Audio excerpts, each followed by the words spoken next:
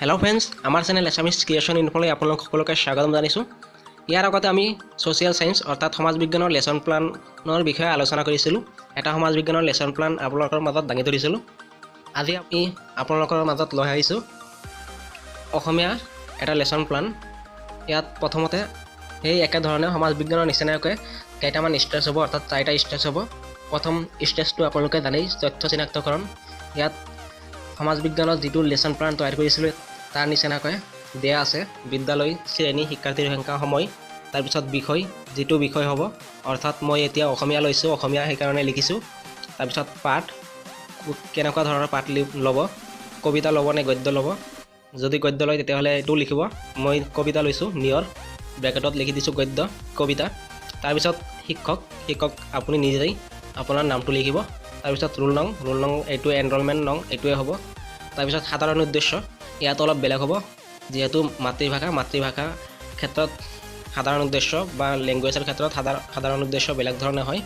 ইয়াত অসমীয়া শব্দৰ ভঁৰাল চহকী কৰা আৰু কবিতা, এইটো এটা সাধাৰণ উদ্দেশ্য, অৰ্থাৎ শিক্ষাৰ্থীসকলে অসমীয়া শব্দৰ ভঁৰাল চহকী হ'ব আৰু কবিতা কেনেকৈ পঢ়িব এইটো বুজি পাব। তাৰপিছত অসমীয়া ভাষা সৰবে আৰু নীৰৱে শুদ্ধকৈ পঢ়ি বুজিব পাৰিব। অসমীয়া ভাষা কোৱাকৈ মনৰ ভাৱ ব্যক্ত কৰা। ইয়াৰ পিছত হ'ব শিক্ষণীয় উপকৰণ। শিক্ষণীয় উপকৰণত একেধৰণৰ সাধাৰণ আৰু বিশেষ উপকৰণ থাকিব। সাধাৰণ উপকৰণত চক, ব্লেকবোৰ্ড, ডাষ্টাৰ, কিতাপ, আৰু বিশেষ উপকৰণত শব্দৰ তালিকা বা চাৰ্ট, লিখকৰ ছবি বা ফটো। ইয়াৰ পিছত আহিব আপোনালোকৰ আৰম্ভণি স্তৰটোত আপোনালোকে 4টা ভাগ কৰি ল'ব লাগিব। স্তৰটোত হ'ল প্ৰথম স্তৰ আৰম্ভণি, তাৰপিছত পূৰ্বজ্ঞান পৰীক্ষা, শিক্ষকৰ কাৰ্যাৱলী আৰু শিক্ষাৰ্থীৰ কাৰ্যাৱলী। পূৰ্বজ্ঞান পৰীক্ষাত শিক্ষাৰ্থীসকলক পাঠৰ লগত সংগতি ৰাখি পূৰ্বজ্ঞান পৰীক্ষা কৰা হ'ব। তাৰপিছত শিক্ষকৰ কাৰ্যাৱলীত প্ৰথমতে শিক্ষকজন হাঁহিমুখে শ্ৰেণীকোঠাত প্ৰৱেশ কৰিব, অৰ্থাৎ একে নিচিনাই হ'ব, আৰু শিক্ষাৰ্থীসকলৰ লগত শ্ৰেণীকোঠা সুন্দৰভাৱে সজাব আৰু পাঠৰ লগত সংগতি ৰাখি কিছুমান প্ৰশ্ন সুধিব। ইয়াত প্ৰশ্ন সোধা হ'ল, ঠাণ্ডা দিনত আমি ৰাতিপুৱা কি দেখা পাওঁ? তাৰপিছত শিক্ষকে শিক্ষাৰ্থীৰ পৰা উপযুক্ত উত্তৰ পোৱাৰ পিছত আজিৰ পাঠটো ঘোষণা কৰিব আৰু বৰ্ডত লিখি দিব। ইয়াত আপোনালোকে লিখিব যিটো পাঠ আপুনি পঢ়াব সেইটো পাঠটোৰ নাম উল্লেখ কৰিব। তাৰপিছত শিক্ষাৰ্থী কাৰ্যাৱলী, শিক্ষাৰ্থীসকলে শিক্ষকক অভিনন্দন জনাব আৰু শ্ৰেণীৰ বাবে সাজু হ'ব, লগতে প্ৰশ্নবোৰৰ উত্তৰ দিব। ইয়াত প্ৰশ্নটোৰ উত্তৰ দিছে নিয়ৰ দেখা পাওঁ, যিহেতু ৰাতিপুৱা সকলোৱে ঠাণ্ডা দিনত নিয়ৰে দেখা পায়। তাৰপিছত পাঠটোৰ নাম টোকা বহীত লিখি ল'ব। এনেকৈ আৰম্ভণি হোৱাৰ পিছত উপস্থাপন আহিব। উপস্থাপনত স্তৰটোত উপস্থাপন লিখিব। তাৰপিছত শিক্ষণীয় বিষয় আজি তাৰমানে কি পঢ়োৱা হ'ব, এই পাঠটোৰ পৰা কবি পৰিচয় আৰু কবিতাৰ মূল ভাৱ, এই 2টা বিষয় পঢ়োৱা হ'ব। শিক্ষণীয় বিষয় এই 2টাই হ'ব। তাৰপিছত বিশেষ উদ্দেশ্য, কবিতা আবৃত্তি, কঠিন শব্দৰ অৰ্থ বুজি পাব। শিক্ষকৰ কাৰ্যাৱলী, ইয়াত অলপ আপোনালোকে বহলাই লিখিব। ইয়াত মই আপোনালোকক অলপ চমু আভাসহে দিছোঁ। শিক্ষকে প্ৰথমতে কবিতাটোৰ মূল বিষয়বস্তুৰ চমু আভাস দিব। ইয়াত আপোনালোকে কবিতাটোৰ মূল বিষয়বস্তু অলপ 2 শাৰীমান লিখি দিব। তাৰপিছত ইয়াৰ পিছত কবিতাটোৰ মূল ভাৱ আৰু কবি পৰিচয় চমুকৈ ক'ব। আপুনি কবিতাটোৰ মূল ভাৱ যিটো হয় 2-3 শাৰীত লিখিব ইয়াত। তাৰপিছত লগতে লিখিব কবিৰ পৰিচয়, কবিৰ জন্ম, ক'ত হৈছিল, মৃত্যু, ইয়াৰ 2টা গ্ৰন্থৰ নাম বা কবিতা পুথিৰ নাম লিখিব। ইয়াৰ পিছত শিক্ষকে নিয়ৰ কবিতাটো শিক্ষাৰ্থীসকলক এবাৰ সৰহভাৱে আবৃত্তি কৰিবলৈ দিব আৰু ইয়াত কিবা ভুল হ'লে শিক্ষকে সংশোধন কৰি দিব। লগতে কবিতাটোত থকা কঠিন শব্দবোৰৰ সহজ অৰ্থ বৰ্ডত লিখি দিব।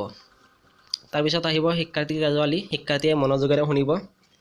শিক্ষাৰ্থীসকলে কবিতাটো আবৃত্তি কৰিব আৰু টোকা বহীত অৰ্থবোৰ লিখি ল'ব। তাৰপিছত আহিব আকাংক্ষিত ফল, ইয়াত জ্ঞানবোধ অৰ্থাৎ জ্ঞান লাভ কৰিব। তাৰপিছত এনেকৈ এইটো স্তৰ হৈ গ'ল আৰু শেষত আহিব সামৰণিত স্তৰটোত সামৰণি লিখিব শিক্ষকৰ কাৰ্যাৱলী আৰু শিক্ষাৰ্থীৰ কাৰ্যাৱলী। শিক্ষকৰ কাৰ্যাৱলীত সামৰণি স্তৰত শিক্ষকে আকৌ কবিতাটোৰ মূল ভাৱ চমুকৈ ক'ব আৰু কিবা বুজি নোপোৱা থাকিলে আকৌ বুজাই দিব। ইয়াৰ পিছত শিক্ষকে ঘৰৰ কাম হিচাপে কিছুমান প্ৰশ্ন দিব।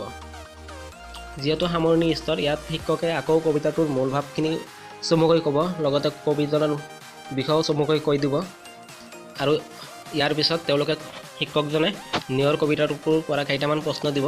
ইয়াত কেইটামান প্ৰশ্ন দিয়া হ'ল, নিয়ৰ কবিতাটোৰ কবিজনৰ নাম লিখা, কবিতাটোত মুকুতাৰ মণিৰ লগত কাক তুলনা কৰিছে বা কৰা হ'ল, কবিতাটোৰ মূল ভাৱ লিখা।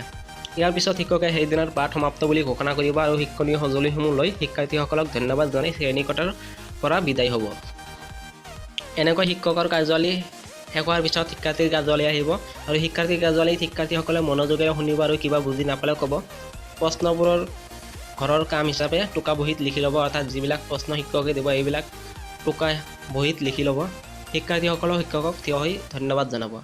আৰু এই 4টা স্তৰত আপোনালোকে অতি চমুকৈ লেচন প্লানখন তৈয়াৰ কৰিব পাৰে, একেবাৰে সহজেই।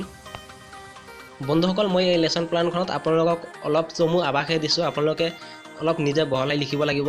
শিক্ষকৰ কাৰ্যালয়ত কি হ'ব, অৰ্থাৎ পাঠটোৰ লগত সংগতি ৰাখি আপোনালোকে অলপ লিখিব লাগিব 2-3 শাৰীমান। মই যিহেতু ইয়াত একেবাৰে লিখাই নাই, গতিকে আপোনালোকে এইটো নিশ্চয় বুজি পাইছে কি লিখিব লাগিব। যিখিনি লিখিব লাগিব মই ইয়াত উল্লেখ কৰিছোঁৱে। শিক্ষকে প্ৰথমতে কবিতাটোৰ মূল বিষয়বস্তু চমু আভাস দিব, গতিকে চমু আভাসখিনি আপোনালোকে 2-3 শাৰীমান লিখিব। তাৰপিছত মূল ভাৱটো লিখিব 2-3 শাৰীমান আৰু কবিৰ পৰিচয় লিখিব। এনেকৈ আপোনালোকে লিখি ল'ব লাগিব। আৰু ইয়াৰ পিছত কেইটামান প্ৰশ্ন ইয়াত দিয়া হৈছে, এনেকৈ আপোনালোকে প্ৰশ্নখিনি দিব। বন্ধুসকল, আজিলৈ এইখিনিয়ে। যদি ভিডিঅ'টো ভাল লাগে লাইক কৰিব, কমেণ্ট কৰিব, শ্বেয়াৰ কৰিব। লগতে যদি চেনেলটো ছাবস্ক্ৰাইব কৰা নাই ছাবস্ক্ৰাইব কৰিব। যিহেতু মই ইয়াত চমু আভাস দিছোঁ, আপোনালোকে নিশ্চয় বুজি পাইছে, আৰু যদি বুজি পায় তেতিয়াহ'লে ভিডিঅ'টো সকলোৰে সহায়ৰ কাৰণে শ্বেয়াৰ কৰিব। থেংক ইউ, ধন্যবাদ।